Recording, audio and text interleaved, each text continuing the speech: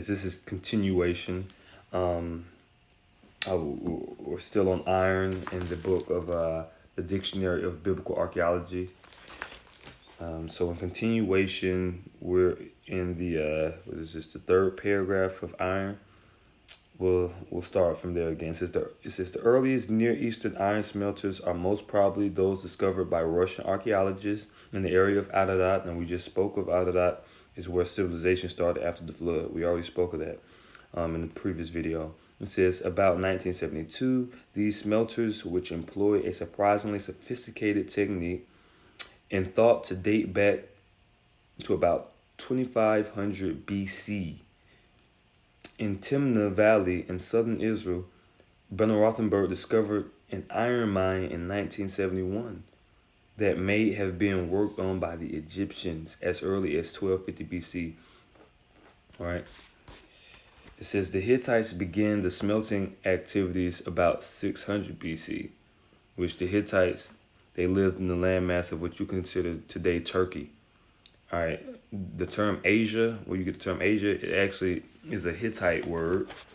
Azara. I believe that's how you pronounce it. Let me actually go to it. I'm actually going to an ancient map in the same book. Azara, right? That's southern Asia. That's South Asia Minor, right? And that's actually how, when we read in the previous video, we read about the Philistines having a technological advancement of iron. Hopefully I can put this, I would love to be able to put this map up on the screen. If I don't, hopefully, Lord will not be able to do it. But of course you can look up an ancient Near East map in 2nd millennium BC if I don't post it. But if you look at the proximity of Azara, it's south of Troy. So this is, Troy, and you're dealing with Achilles. See, these were Japhites. All right, that's northern Asia Minor. But when you go to South Asia Minor, you get Azara, which this is where the Hittites dwell, which the Hittites are African people. All right, and if you go south of that, southeast of that, you get an island called Cyprus, but in the ancient world it was called Kittim. All right, now it even has a more ancient name. I can't remember it right now. I could go to it, but just for time's sake, I'm not. All right, so let's just say Kittim, right, which is Cyprus. This is where the Philistines came from. The term Philistine means immigrant. When you look up Philistine, it means immigrant. The Philistines migrated from Cyprus. If you got a map in front of you, you'll be able to follow me. The Philistines migrated from Cyprus or from Kittim, and they migrated south into the land of Canaan. All right, and they brought ironwork with them, and that's what we, in the first video that we went through on this same topic, we were speaking of how the Philistines brought forth the technological advancement of iron, which this is, if you read this right before you'll be able to see it. Brought forth the technological advancements of iron, and they tried to they used it to their benefit to conquer a lot of those port areas in Canaan. All right, so let's go back to the literature. All right, it says the Hittite began their smelting activities about 600 BC, and it seems that in both Akkadian and the Hebrew, right? Now, the Akkadian essentially is Hebrew. All right, when you read about this, now this is before the Neo-Babylonian, this is before Neo-Assyria. We're talking about the 2nd millennium. This is back when we was in slavery in Egypt, and before, you see what I'm saying? In those times, this is back in the time of Abraham. You had the people who ruled the Middle East, the people who ruled Iraq were Canaanites. Canaanites ruled the Middle East. It was Canaanite warlords. When you read about the first Assyrian Empire, the ancient Assyrian Empire before the Neo-Assyrians, I'm talking about the ancient Assyrian, that was ruled by Canaanite or like Akkadian, like the Akkadian Empire. those were ruled by Africans, like Canaanite Africans. So when you see these dusty Africans now, like, damn, these dusty, broke looking Africans, they're living in huts. Well, actually, yeah, they are dusty and they are broke, but in the ancient world, they ruled the known world. They were the ones living in palaces and having an abundance of vineyards and had control of trade routes in the Middle East.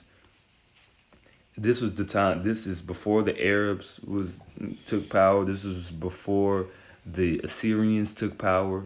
This was before, this was before Neo Babylon and Nebuchadnezzar and all of this. This was this was in the very ancient world. This was the second millennium BC. So I went on a rant about that because they said the Akkadian. So I'm going to continue to read. It says, and it seems that in both Akkadian, which Akkadian, you'll see scripts of Akkadian in cuneiform, right? But the pronunciation of the Akkadian words were actually Hebrew. The Akkadian, and also you have other scripts of Akkadian that's also considered Akkadian as Hebrew. But remember, the Akkadian, the sons of Akkad, which Akkad simply means band, the Akkadian Empire, those were Canaanites. What did the Phoenicians and the Canaanites speak? They spoke Hebrew. That's why people call ancient Hebrew the Phoenician, because they spoke Hebrew. But it says, and it seems that in both Akkadian and Hebrew, the term for iron was a Hittite loanword. Why? Because the Hittites dealt with iron before the Akkadians and before the Hebrews. This date of 600 BC, this is a generous date. The Hittites had iron before then. All right. So it says early iron was of uncertain quality. The bronze was generally preferred in the initial period of iron metallurgy. Pardon me. Metallurgy. It says the failure of bronze supply. So it was a lack of supply of bronze at a certain time period. This is how things happen in history. These have changed. This stuff changed the course of history. It says the failure of bronze supplies was the first factor that led to the use of iron, which appeared as metal for weapons somewhat before the time when the Philistines introduced iron to Palestine. See, it was the Philistines that introduced iron into the landmass of Canaan or Palestine. It says the propensity of iron to rust away has destroyed much of the evidence, but a surviving letter. See now, yeah, a certain iron has rusted away because in that time that was so long ago, but you do have records. It says, but the surviving letter of Hattusilus III from 1275 to 1250 BC suggests a Hittite. And now keep in mind, this is before. This is like when we just getting out of Egypt. Like we had just got out of Egypt, so we wasn't even in the Holy Land. Well, we were in the Holy Land at this time period, but this is during the time of Judges, the Judges. For you to understand from a context perspective of where Israelites were, it says suggests a Hittite export trade. See, a Hittite. The iron was exported by the Hittites because they were where? In Ararat. They were in Asia Minor. This is where Noah's Ark landed and where the archaeologists have found iron on top of the mount. We already have told you this. This is how we know that the ark is real. We know that iron, when you read the first the first line of iron, it says this metal does not exist in pure state in the earth's crust, meaning man made it. Man made the boat.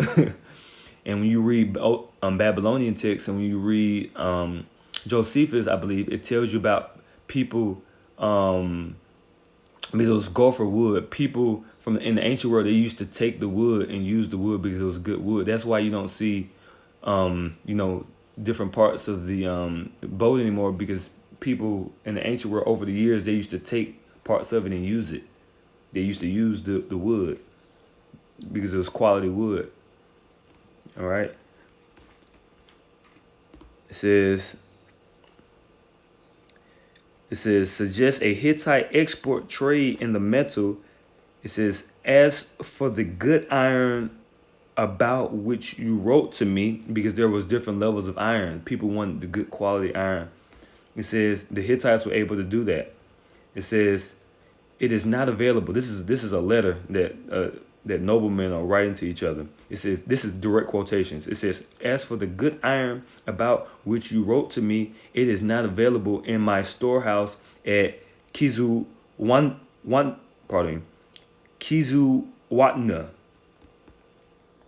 It says, they will produce good iron, but as yet they have not finished. I am sending you, because it has to be smelted, it has to be processed. They have not finished.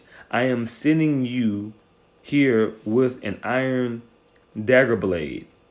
All right, so that was a quote from King, pardon me, I don't know if that was a king, but probably was a king or a nobleman. It says Hattusilus, all right, Hattusilus the third. So that was a direct quote from him. It says, ancient furnaces probably did not produce very good cast iron, and as a result, weapons may have been of mild steel. Quenching was known as early as Homer, which we know the Homer in the Greeks. It says, while the Romans, who understood carburization and annealing, could produce sword blades that were not brittle. And why is that? Because the Romans were blessed with the sword. The Edomites. The Romans were the Edomites who were blessed with the sword. Well, let's go back to the Bible and prove that. Let's go to the book of Genesis. We actually just brought this out in camp yesterday. Let's go to the book of Genesis, the 27th chapter. Because the Romans are the Edomites. It's actually a book. I have a book called The Roman Empire, the Empire of the Edomites. So yeah, the Romans were the Edomites. If you had some questions on that, I suggest you to go read that book. These guys are degenerates, man. These are, the Romans are not the Edomites. The so-called white man is not the Edomites. Well, can you please go? Can you go prove it? Or really, we don't even care because these people are stupid. We're not gonna really care too much what you say because you're stupid. You're unlearned and you're illiterate. For you to say the Romans not the Edomites, that just really shows how stupid you are. But this is Genesis the 27th chapter. This is concerning Esau being blessed with the sword.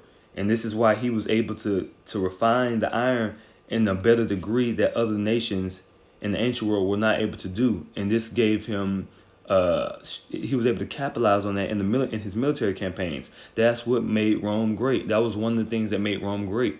Is it only due to iron? No. God anointed Rome. God anointed the Edomites because they were blessed. They were blessed with the sword. But they also are, of course, we understand, going into slavery. This is Genesis, the 27th chapter.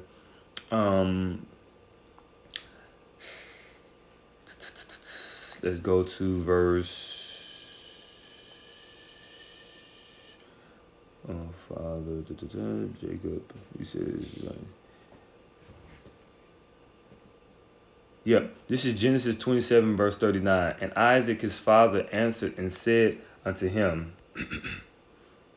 behold, let me read verse 38 for context. And Esau, so we understand who this is talking about. And Esau said unto his father, hast thou but one blessing? Because not the Heavenly Father, but Isaac just blessed his brother Jacob, which Jacob, the blacks, Hispanics, Native Indians, we descend from Jacob. But the self-proclaimed white race and the Turks and those guys, they descend from Esau. It says, hast thou but one blessing, my father? And these blessings are not talking about those individual men. It's talking about the nations of the people who descend from them. It says, and Esau said unto his father, hast thou but one blessing, my father? Bless me, even me also, O my father. And Esau lifted up his voice and wept. And he started crying like the little punk he is. But verse 39, it says, and Isaac his father answered and said unto him, behold, thy dwelling should be the fatness of the earth. Right, because Esau has the abundance of the earth. That's why Esau is in the most fertile lands. That's why he's in Russia and Ukraine. Those Russia and Ukraine produce all the wheat of the earth. Like 70% of the wheat of the earth. You know how many things make wheat? Bread, flour. All that comes from Russia and Ukraine. Who controls that? Edomites. Turkey. Turkey is a very fertile land. It's a great land for trade and commerce. Who controls that? The Edomites. America produces corn and tobacco and cotton. These are staple crops. Who controls America? The Edomites. So yes, we do know. Yes, this is who this is talking about. These people are the Edomites of the Bible. It says, "Behold, thy dwelling should be the fatness of the earth, and the dew of heaven from above." Now this is the point. Verse 40. "And by thy sword shalt thou live." What did we just read about the Romans? It says, "And by thy sword shalt thou live." How did the Romans live? First of all, how did the Romans live? They lived by the sword. They didn't live by peace. They lived by the sword. The Romans didn't provide technological innovations and sophistication to society other than weaponry. They created technological advanced forts, and they created good iron. You see, that's what weaponry is made of. They didn't do anything good for the earth. They just killed people and they caused deforestation. And they spread wickedness. And they killed our Messiah. And they killed the early believers of the Messiah, and they threw them in the Colosseums to be eaten by bears and lions. This is what the Romans did, and this is why the Romans are going to slavery. And they destroyed Jerusalem, and they burnt down our temple. This is what the Romans did. Yay, great Romans. The Romans and their civilization. Good job. Fuck the goddamn Romans. This is why you Edomites are going into slavery. Don't talk about no goddamn Rome. All right, let me go back. I can go on a rant about these guys. They're real pieces of garbage. But the point has been made. Let's go back to the archaeology book. It says so we're back in, this is page 252. We're back where we were. We're almost done. It says, as for the good iron, no, we already read that. It says ancient furnaces probably did not produce very good cast iron. As a result, weaponry may have been made of mild steel. Quenching was known as early as Homer, while the Romans, this is the point, who understood capitalization and annealing, could produce sword blades that were not brittle. Right, and that's a part of the blessing of Esau. He was blessed with the sword. It says plow points were made of iron at least as early as 1 millennium BC. Other iron implements have also been found. And then it says see agriculture. So yep, that's on iron, and it's a lot of edification that actually came from that, especially when you put it in the context of history, for you to understand, how things took place. Because these technological advancements, this is what gives you the world we have today. So understanding this is paramount.